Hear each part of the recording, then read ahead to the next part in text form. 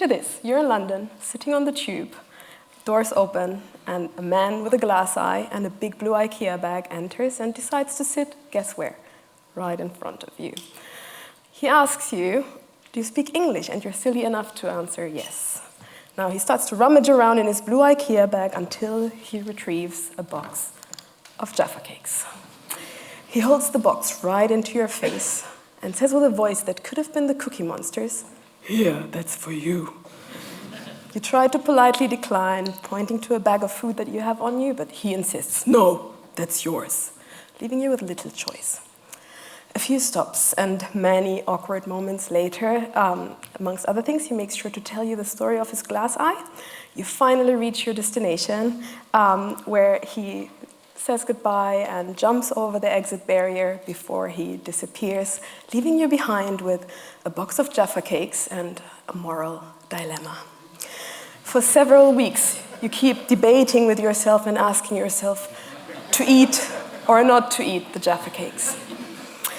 In your head, you keep replaying that encounter with that man over and over again, analyzing every feature and every characteristic of his body and his face, including the glass eye, trying to figure out whether he is trustworthy or not.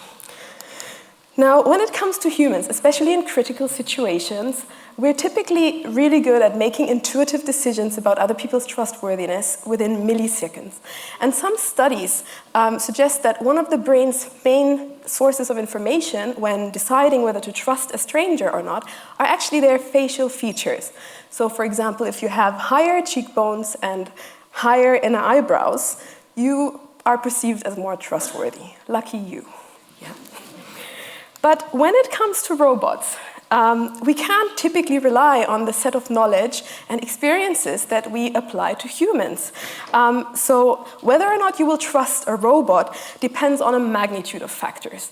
And that could include things like the appearance of the robot, your own experience, past experience with robots, like how many and what types of science fiction movies involving robots you have watched, and also your own personality traits. Your assessment of a robot will also be influenced by a psychological phenomenon called anthropomorphism, which refers to the attribution of human characteristics and traits to like non-living objects. Think of your laptop that plays up just the moment that you want to join that important Zoom meeting, and you just you could swear it's conspiring against it and against you and doing it all on purpose. Anthropomorphism is actually intensified when the object or the machine that you're dealing with exhibits has some human-like body features or exhibits some human-like behaviors, like you would expect from a humanoid robot, for example. And finally, one could argue that whether or not you would trust a robot depends on whether it makes mistakes or makes errors.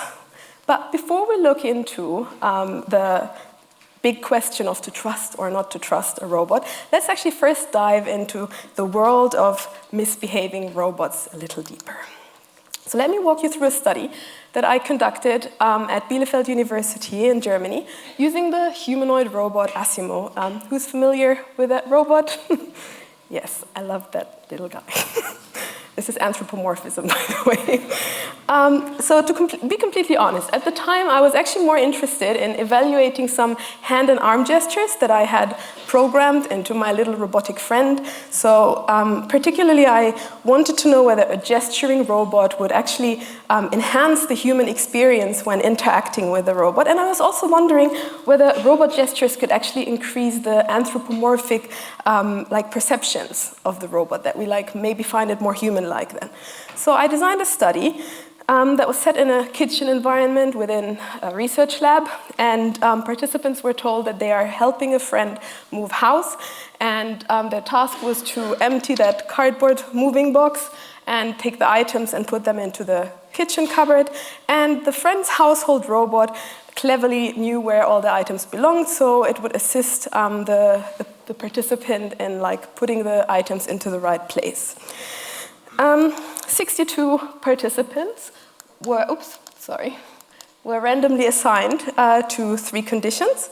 And to give you an idea of these 3 different experimental conditions, there are a few videos. So the first condition was the unimodal condition. Can we get sound? Yes, thank you. So the robot was not using any gestures, it was only using speech, it was kind of a control condition. The second condition was the congruent multimodal condition, in which the robot was performing gestures that actually matched the speech.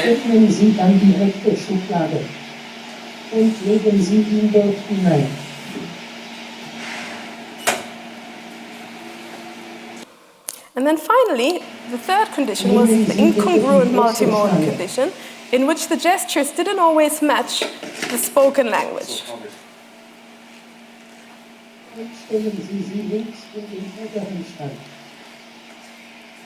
So the robot actually set up a cupboard, for those who noticed, but it was a very ambiguous gesture.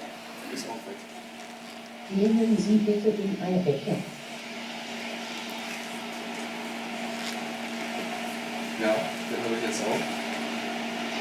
Öffnen Sie dann die rechte Schublade und legen Sie ihn dort hinein. So participants were told to use the table if they weren't quite sure. They shouldn't just guess where the item belongs. And he just said, I didn't really get that one. After completing the task, participants were asked to fill out a questionnaire in which they evaluated the robot and their interaction experience. And I came up with the following 3 hypotheses.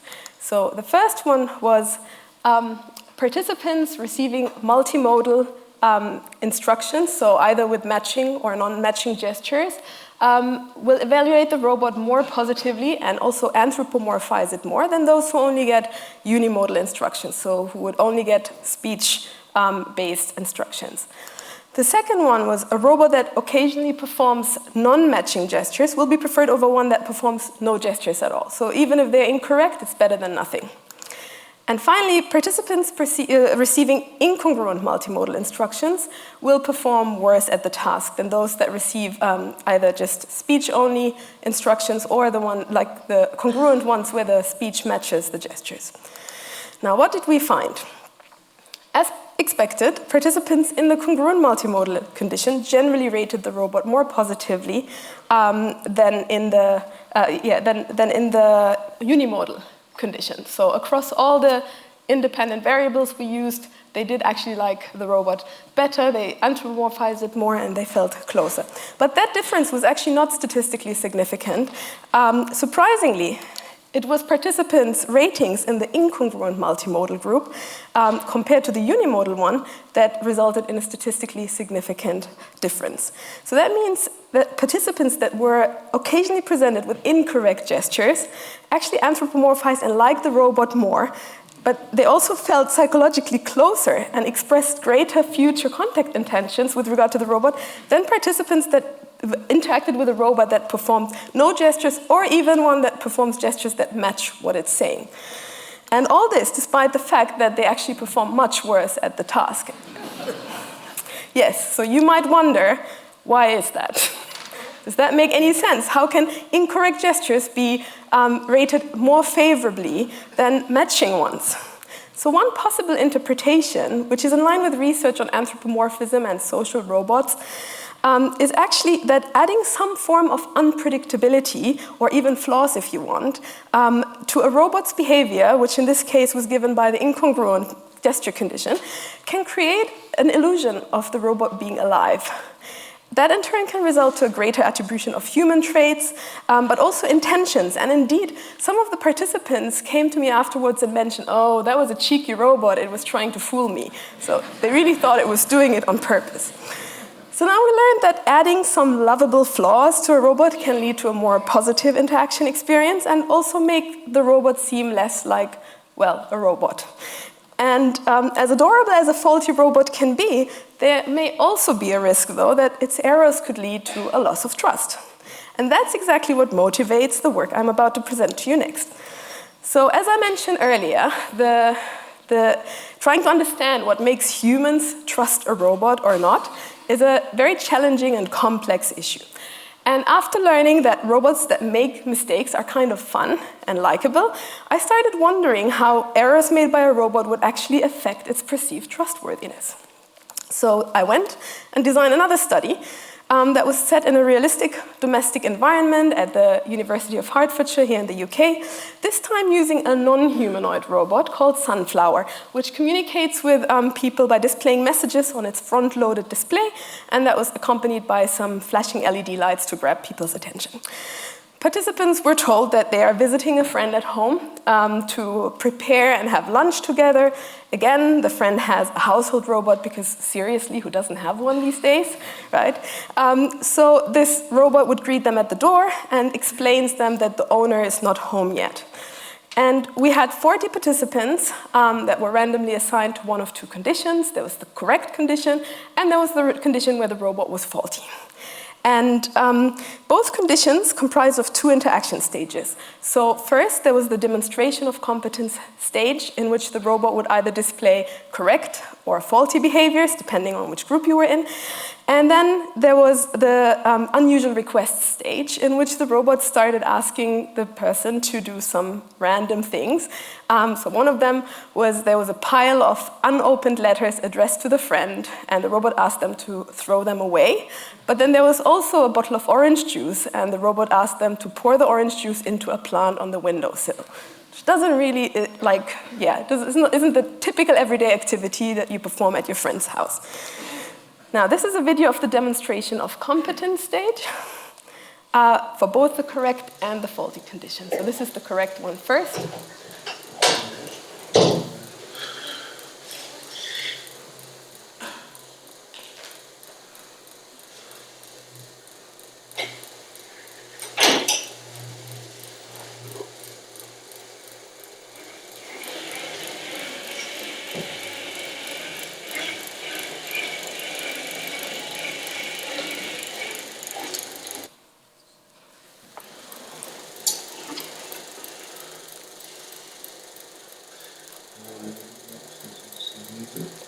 This was to kind of display whether it would pick up the choice correctly.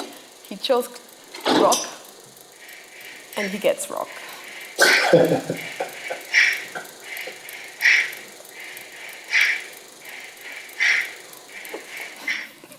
Now the faulty condition.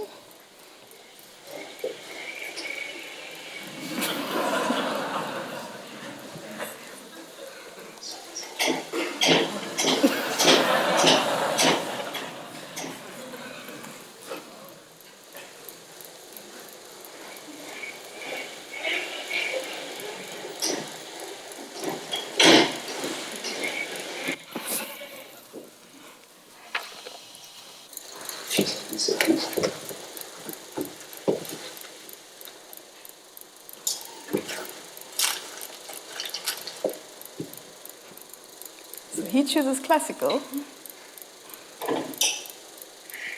but gets rock as well. It's not very classical. So now you see a participant enjoying the unusual request stage.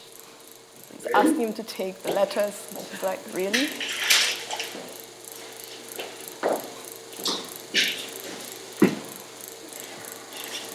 He's kind of trying to double check. And he just to be sure. But he goes and double checks, and it actually says inside.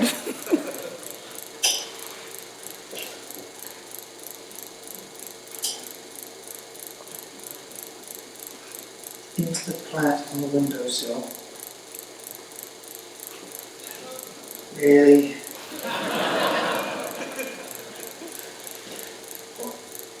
Okay. You're the boss. You're the boss. So, came up with the following hypotheses. First, the robot's errors will have an effect on participants' evaluation of the robot and its trustworthiness. Obviously, it should be less trustworthy and less positively evaluated if it's broken. Then, second, the robot's errors will have an effect on participants' willingness to cooperate with the robot, which is measured by following the unusual requests. So that was more of an objective way to try and measure trust, whereas the first hypothesis aimed more at a subjective evaluation. So now, looking at the participants' evaluation of the robot, amongst other things, the robot was rated as more trustworthy and more reliable. in the correct versus in the faulty condition, just as we expected. But interestingly, and in contrast to the Asimov study, in this study we found that the robot was actually anthropomorphized less when it was faulty than in the correct condition. And one interpretation could be that the appearance of the robot, in this case a much less sophisticated looking robot than Asimov, and that the types of errors made might play a role. So while Asimov came across as intentional and deliberate when making incorrect gestures, the sunflower robot may simply seem broken when it just wanders off and seems to suffer from some form of seizure. So, referring to the second hypothesis, when looking at participants' willingness to actually collaborate and follow the unusual requests, we were presented with a big surprise. There was actually no significant difference whether or not the robot was faulty or in the correct condition. So people were just as likely to pour orange juice into a plant or throw away the lettuce, even if they realized that is a broken robot. So some of you may argue that people just did what they did because they were in an experiment and that humans would never blindly follow a machine or the machine's instruction in real life. But let me challenge you. How many of you have been let down by Google Maps and yet decided to trust it over and over again and to just blindly follow its instructions? Well, these people certainly did.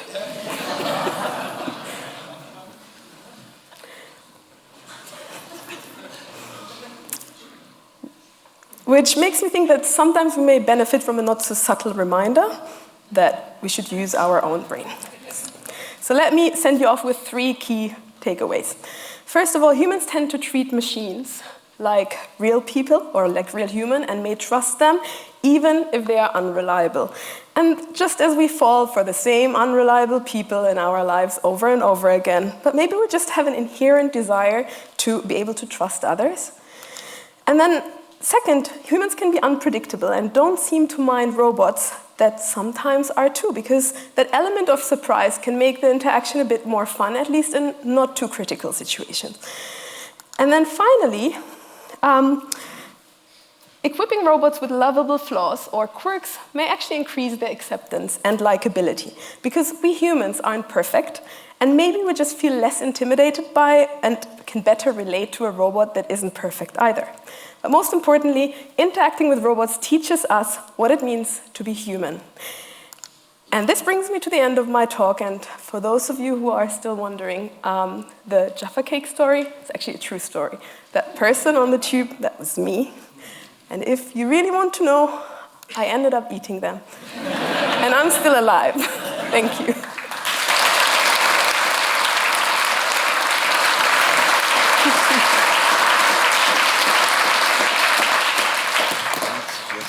The takeaway that I think, in our interactions, that that I found is this, because I think I sent you a tweet about someone a lost tracking. Robot. So there are these. I don't think it's happening in the UK, but in the US, I think there are these various trials of remote robots doing drone robots doing deliveries to play. And so this was an image of a lost delivery robot lost in the woods, and then there were some follow-up reply tweets to that, subtweets. One with a video of a delivery robot had caught on a train tracks, and then it gets run over by a train, sort of thing. And it was weirdly, a very genuine emotion. It's like I really felt bad. I really felt, That's anthropomorphism for you. I guess. Well, I guess, but these robots don't look anything like people or anything like that. Yeah. But yet, I did somehow or another have sympathy for them, which I just found very. So I just was wondering. Is it basically for you more or less at this stage inevitable that robots will just take up a larger and larger role, and not just in, obviously you have all sorts of industrial robots and I guess medical, surgical robots, but that we haven't obviously yet seen well, maybe we have seen mass deployment of robots at a personal level. Any thoughts on?